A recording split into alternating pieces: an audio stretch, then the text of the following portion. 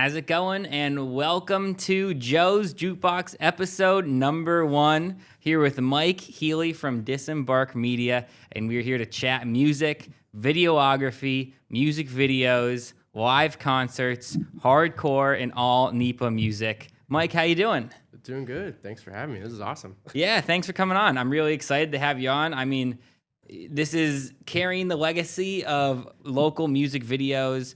And look at one right here. We have Haywire in NEPA at the Triangle Club in Wilkes-Barre. And just tell us a little bit about that. What's going on here? So this show, this was insane. This is actually a Tuesday night, and it was sold out. Haywire is a very big hardcore band, and they came to Triangle Club, and yeah, the show was insane. It was 100 people, I think, cap, and yeah, a lot of energy. It was crazy. Yeah, so they are covering a Title Fight song, and if you are anywhat familiar with NEPA music, Title Fight is huge, arguably the biggest bands ever come out of the area, and absolute hardcore legends. And Haywire does this thing that they like to tribute bands from the town that they're playing in. And so they played Shed by Title Fight, and people went absolutely nuts, as you can see. Yeah. So, I mean, as a concert videographer, what's going on in your head? Wow, this is happening. I'm just trying to catch like as much action as I can, making sure that it looks good, the band looks good. You can see I'm cutting to different camera angles here. I'm trying to get all the shots that I can. Yeah, so give me a little background. What is Disembark Media? So that is a company that I started. I'm the only person that is in it, and I started this last year. Filming local shows, and it's just something I like to do, and that's why I started. Yeah, and so you started. This isn't your first time picking up a camera, though. Like, how did you get started with videography? No, so actually, I started with filming disc golf. So I'm a big fan of disc golf. I was filming my own content. I ended up working with a company filming professional disc golf, and I did that for a few years. Took a break, and I missed videography. So I was like, I would go to shows, and I just picked up a camera and started filming shows, and that's what I started doing. Yeah, let's go to that Koyo video on clip 2. And you go from disc golf to people jumping off poles, as you're gonna see here on the Koyo video. So this is at the Reverb in Reading, and there's all these venues that you've done at. You've done Good Things Fest, you've done the Reverb in Reading, you've done Triangle Club, you've done Camp Punksylvania. What are some of your favorites to shoot at? I mean, what are some cooler ones? Reverb was really awesome. That was the outside stage. They have a stage inside as well. Shooting outside is great, depending on the weather. Also, Triangle Club is another good one. Doug's Boardroom, that's fun. Yeah, I like shooting everywhere. Yeah, cool. And yeah, like this Koyo show, I remember I was standing there. They're playing 51st State, Long Island represent, Long Island, Strong Island. And a guy climbs up, jumps off the pole into the stage. I mean, that's incredible. That is so cool. And that's like all these hardcore shows are all about. And everyone caught him, of course. And you can go to Magnitude, the next one at Reverb too.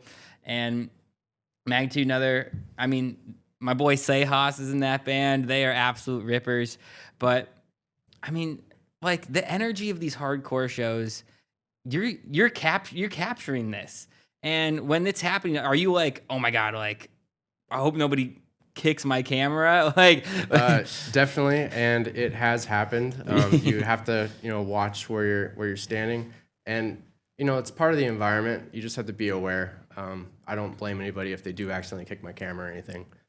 Actually, when they were climbing on that pole, I had 3 cameras I used, and there was a wide shot, and I had a camera set up on that pole. So when it went on it, they ended up kicking it, but then someone else in the crowd noticed that happened, and they actually adjusted it and fixed the shot, which was awesome. That's really cool. And I think that's like hardcore represented right there, though.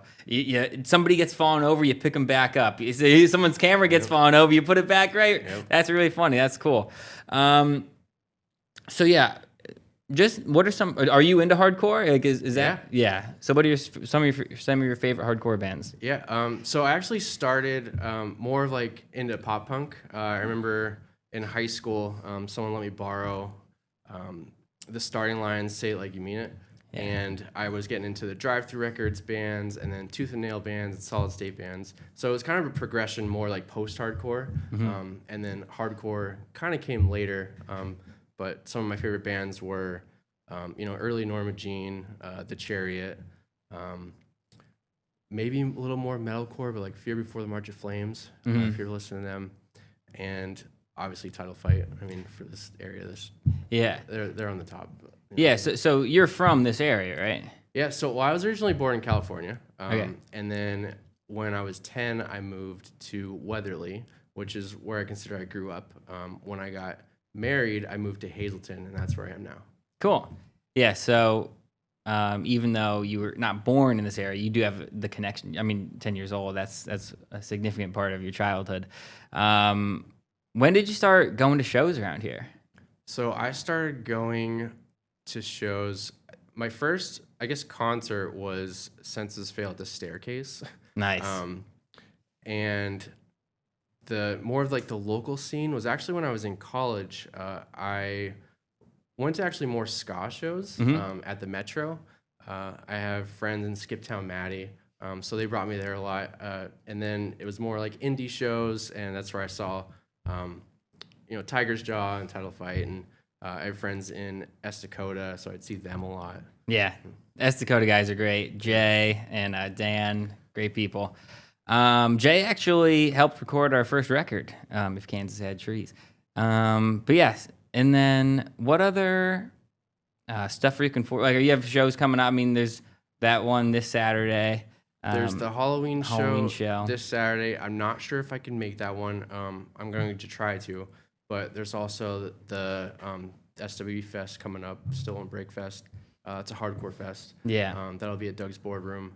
And then off the top of my head, I can't think of the other shows coming up. But if you're interested in going to shows, check out Wilkes-Barre Shows on Instagram. Yeah. They have lots of ones posted there. Yeah, Wilkes-Barre Shows on Instagram is the place where they post all the shows, all the flyers. Now let's go a little bit Scranton-wise. The Red Room. What's your experience with the Red Room? So the Red Room, this was really cool. So this was actually a Scranton punk collective. Jess Meone, she put on this special intimate show in her house where here we have Rosary Guild, and this was an experience. They involved the crowd in things. They had them do different things where they experienced like a song blindfolded, or they paired it with different things that you would eat, drink, or also they hooked up a phone to the pedal board and then gave it out to the crowd and then created loops. So like it was like a crowd experience that they would create there. So that was a really cool show, and I liked how that video turned out. Yeah, and then speaking of videos, you've been recording music videos as well. Yeah, I did. I've done 2 so far. So for more of the local scene, this one right here, this is S Pine AK's video that I did for them, and this was my second video. This one was fun. It was my first one that was more of a cinematic feel to it, and that one was a lot of fun.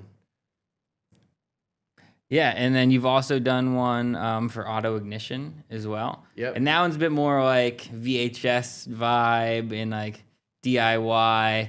If you pull that one up, and then what was that? Were you just following them around all day with the camera? Is that what was going on? Yeah. So that one, Punksteria. So I've a friend Noah in Punksteria hit me up, and Auto Ignition's from Buffalo. They came to Scranton for a show, and they wanted to do a music video, and their idea was more like the cut into different shows that they played, visiting the city. We visited the Hyper-V mural, and just doing stuff around the city. We went to the Tiger's Jaw pizza place with the cover of the self-titled. Yep. Went to Bazaar. So yeah, that was a lot of fun too. So those are the 2 music videos that I've done. Cool. And what was it like? How is that different than live concerts? So I mean, if you miss a shot, you can definitely try again. And yeah, it's more. It could be interesting where you're playing to the song, and then you could do it a couple times, and sometimes it might feel kind of weird. But yeah, I like doing both. I like doing music videos and filming live.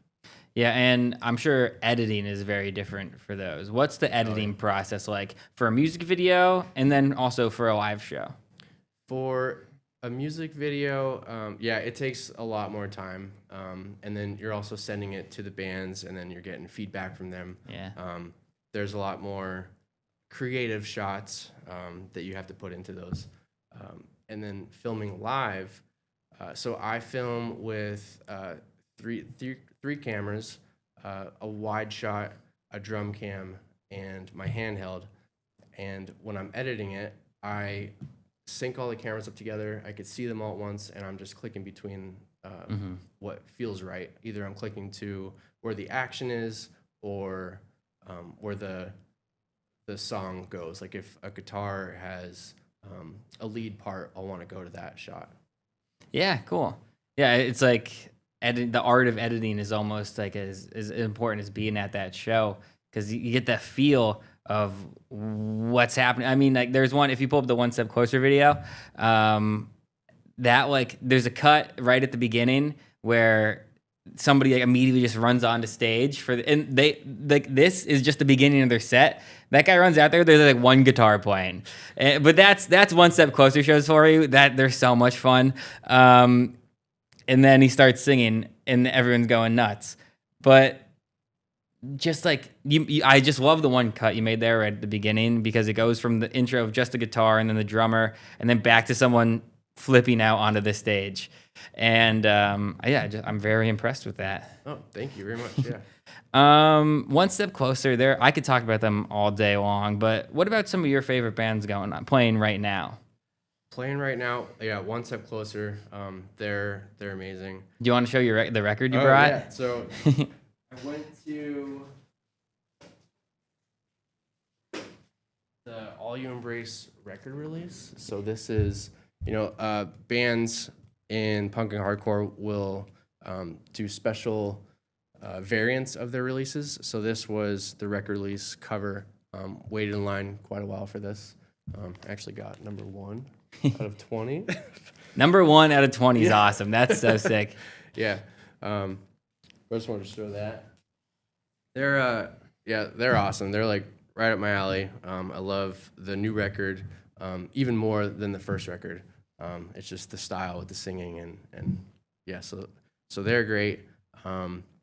Rosary Gill, we watched them. They're another excellent band. Catching Yetis. Yeah, they're next up. They're fun. They're a fun band. I like filming them, and I love their music. If Kansas Had Trees, have you heard of that band? If no one's familiar, If Kansas Had Trees is the band I'm in, which is really funny. But continue if you must. Yeah, if I was on another podcast, it would be on my list. I appreciate that. Yeah, it's a great band. Seeing you guys at the record release, that was the first time I saw you. Yeah, it was really good. That's so cool, and that's so interesting because like even now looking back at it, it's like, oh man, like I would do so much differently for that show, but I'm just so glad that it happened. And yeah, there's so much I would change just because like our energy on stage is so much different now, I think. And I think if you saw us today, you would recognize that, which I think is cool because you could see how bands evolve. Like if you saw One Step Closer a long time ago, you could see how they were so different. And like Ryan sings differently now, and like his yells are different. But even other bands like Catching Yetis, I saw them at Jared's house, just a basement show, and seen them on a different stage, like where they played at Doug's at Kingston Loves You Fest. It's just so cool seeing how bands evolve over time and their energy on stage. And I wonder, just maybe because I'm the singer of a band, I think so much about that of like, oh my God, like our energy's different now. Like I think they would think it's so different. But like then again, it's almost like everything else, the average person watching like doesn't even notice half the time. So I don't know. What because you get to see a lot of different bands and like what's your thought on them evolving over time? Like do you think it's like who are some of the bands that you've seen evolve over time? So one of my favorite bands is Me Without You, and they are definitely one that falls within that category where they have evolved over time. They've done different genres. They started out a little more aggressive, hardcore, post-hardcore, and then they did like a folk album, and then I love their storytelling and all that. But then I don't know, yeah, they did a bunch of different genres, I would say. So I like when they evolve. Yeah. Yeah, sorry. I went on a tangent. I'm just like, I don't know. Anyway, we're going to take a quick break. You're listening to Joe's Jukebox. You're watching as well. Thank you so much for that. On the CTV app, 2822 now on Apple TV, Fire TV, and Roku devices. Thanks.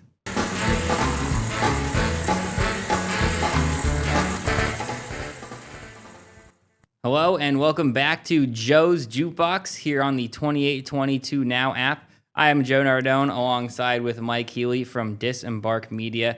We are talking about concert videography, going to hardcore shows, but also indie shows, alt rock, and just live performances in general, as well as taking the concert videos, what's like being there, Good Things Fest, Camp Pennsylvania, all the good stuff that's happening in the area. Mike, thanks for being here. Thanks for having me again. Yeah, no problem. And let's talk about Good Things Fest. Now, you've done Good Things for the past 2 years in a row. Yeah. This year was the Menzingers as the headliner. If you want to bring that up, the Menzingers at Good Things Fest.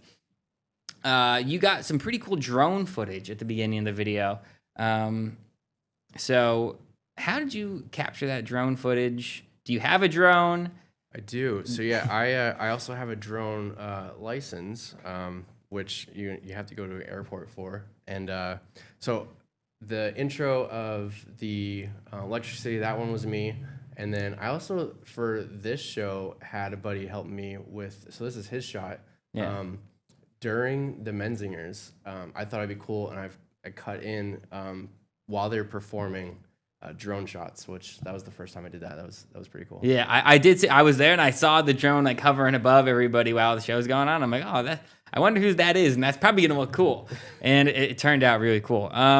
So you had to go to the airport? Yeah. So if you're only flying a drone for fun, you don't need it's a Part 107 certificate. But if you're going to be doing any type of work, getting paid for it, you actually have to go and get a drone license. Wow, that's really cool. And I mean, how long did that take? I know like airports aren't known for their fast and short lines and everything. It was pretty quick. You just go in, and I forget how many questions it was, but it was all multiple choice. You didn't actually have to fly the drone, which is interesting. Oh, but it's almost like your driver's license test. Yeah, but the test was actually pretty difficult. Oh, really? Yeah, you had to study like the air maps and all that, and know what everything means. Even though I'm just flying over, just capturing the performance, you have to know like what airspace is, how high you can go, stuff like that. And so people just messing around don't need them, but you do, which is interesting. Yeah. So the Disembark Media journey, like, how did it start? I mean, like, what was the first show that you took video of? The first show was a local showcase at the Ritz Theater. So Estakota was playing, and that's what I originally went there for. I'm good friends with Jay. I used to live with him a little bit. I was in his we were in each other's weddings, and so I went for that show, and I just filmed all the bands, and then I posted them, and I got a lot of good feedback from it. And I was like, all right, maybe we'll try again, and yeah, that's where it started. Yeah, it's really cool because there is a lot of history of concert photography coming out of this area. I mean, and videography, like Feet First, and now you're kind of like that next generation kind, like because not everybody can be at every single show, and like I was so bummed I couldn't go to that Haywire show, and it's so cool that like you got a lot of traction off that video. Yeah, that's so I started this Disembark last year, and this was my best performing video so far. Especially I made two videos. I made the whole set of Haywire, and then I knew people were gonna want to be searching for Title Fight, so I made the separate video for Title Fight, and that one has 10,000 views last time I saw it on Yeah. YouTube, which was pretty awesome. I'm pretty stoked about it. Yeah, it's really cool. And I mean, for only being what is your really second year into this? Yep. And you got a little you got a shirt from the show, right? Oh yeah. Yeah, a special shirt. So they like I said, Haywire likes doing tributes. Yeah. So And if you're familiar with Title Fight, you'll see that is the Shed artwork logo, but with the Haywire stuff on it. yeah, they got the Haywire little mascot logo, and then the Haywire graffiti on the building. But I just thought that was so cool. Yeah, that is really cool. And that Title Fight album is Shed is my favorite Title Fight album, which is sometimes people say that's a little controversial. Yeah, I don't even know which one. It would either be between Shed or Floral Green. I'm not sure. Yeah, Maddox, who's in my band, gives me a very tough time because I say Shed is my favorite Title Fight album, and I also say that OK Computer is my favorite Radiohead album, and he's a big In Rainbows guy and a Floral Green guy. So we get into fights constantly, and yeah. Do you like Radiohead at all? Or? I actually don't listen to them much. Yeah. I mean, I know some songs, but Yeah, my dad got me into Radiohead. I got to see Radiohead. They played at the Wells Fargo Center in Philadelphia a couple years ago now. And I just talk about shirts and like specific merch for shows. A guy just had a shirt that said, "I hope they play Creep" on it, which is funny because they're never going to play Creep live, probably ever again. And it was just funny to see that. But yeah, back to Disembark Media. What one thing has surprised you the most coming out of this project?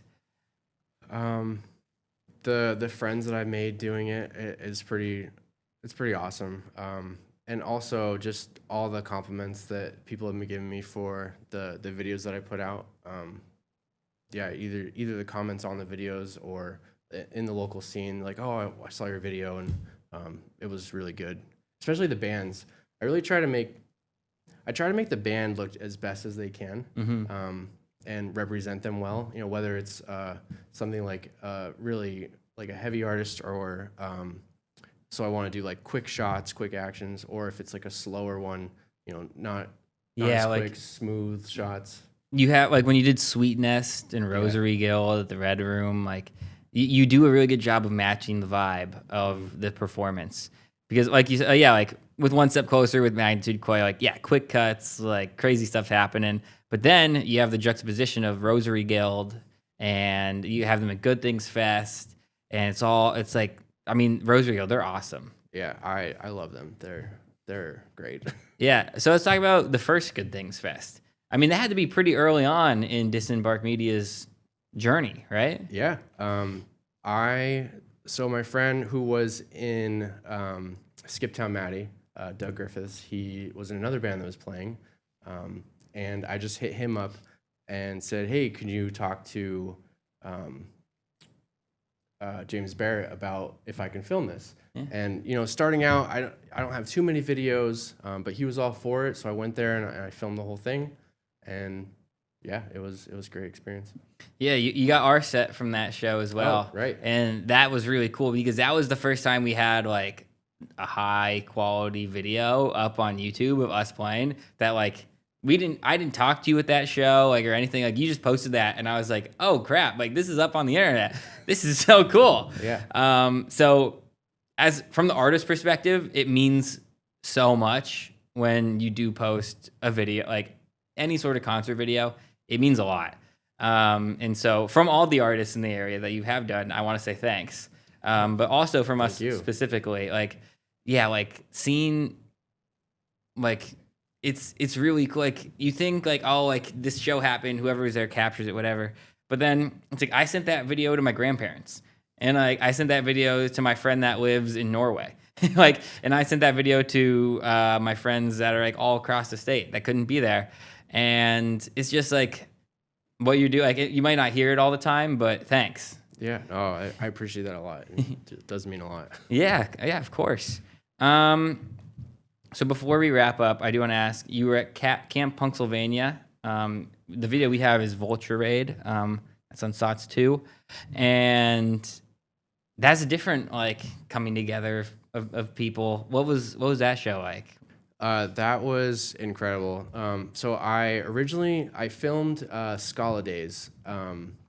That was in Scranton, and I met some of the Riot Squad people who put on Camp Pennsylvania there, and just connected with them and asked if I could film it. And yeah, they put me. This is one of the stages I was on, for 3 days actually. Yeah. And it was incredible. There was so many bands. I think I filmed like 40 bands. Yeah. So what's that like when you're at the end of the weekend and you have 40 bands worth of footage? I mean, how many memory cards did you bring? I brought a lot, and I still have a backlog of editing to do. So I just do it on the side. It's not my full-time job or anything. So I'm editing it at night when I can. I'm married. I have 2 kids, so I just fit it in when I can. Yeah, and yeah, it's exact. That's why it means so much when you do stuff like this, because like everyone has very limited time, and you doing this is super cool because it's just like you're doing this on your own. You don't really have help, do you? Right?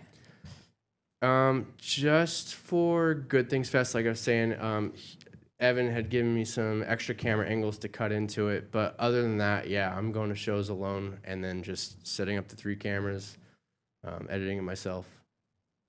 Yeah, I mean that's commendable. It's like I said, from everybody that's been recorded by, we say thank you. Yeah, thank you. We are going to wrap up here. So thank you so much for listening to Joe's Jukebox and watching. I'm an old radio guy, as they say. So I'm used to saying listening. But thank you for watching Joe's Jukebox on the 2822 Now app. Thank you, Mike Healy from Disembark Media, for coming on. Your socials that you want people to follow, what are they? On Instagram, Disembark Media, no space or anything. And then YouTube, Disembark Media. I'm also on Facebook and I believe pretty much all the socials, but I'm mainly active on YouTube and Instagram. Cool. I appreciate it. All right, Joe Nardone, Mike Healy, thank you so much for watching. Have a great night. Stay safe.